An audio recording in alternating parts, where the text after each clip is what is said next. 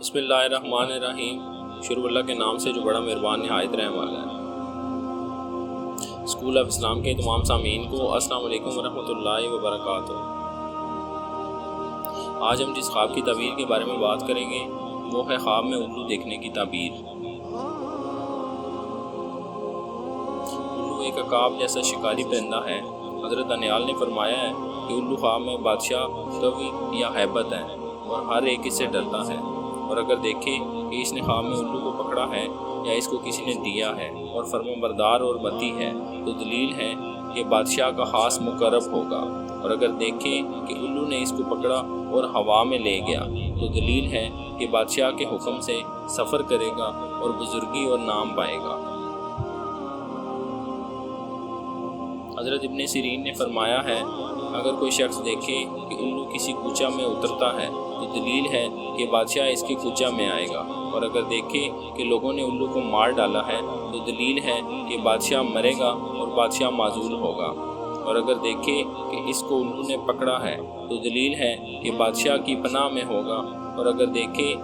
کہ الو نے منہ سے کوئی چیز نکال کر اس کو دی ہے تو اسی قدر بادشاہ سے عطا و بخشش پائے گا، اور اگر دیکھے کہ الو اس کے ہاتھ سے اڑا،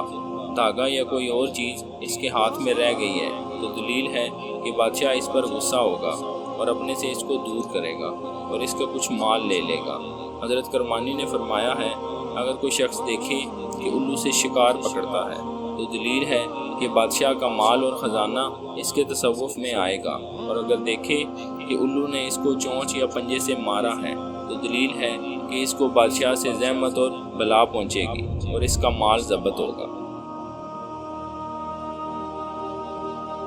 اگر دیکھے کہ الو کو کھایا ہے یا اس کے پر نوچے ہیں تو دلیل ہے کہ اس کو بادشاہ سے مال حاصل ہوگا، اور اگر دیکھے کہ الو اس کے سر پر یا چہرے پر بیٹھا ہے تو دلیل ہے کہ اس کی ہاں لڑکا آئے گا اور بادشاہ ہوگا۔ حضرت جعفر صادق رضی اللہ تعالیٰ عنہ نے فرمایا ہے کہ الو خواب میں دیکھنا دو وجہ پر ہے۔ اول بادشاہ ظالم، ستمگر اور خونخوار، دوم عالم، بددیانت اور مکار۔ بعض نے کہا ہے اگر کوئی خواب میں دیکھے کہ الو اس کے پاس ہے تو دلیل ہے کہ اس کی عمر دراز ہوگی۔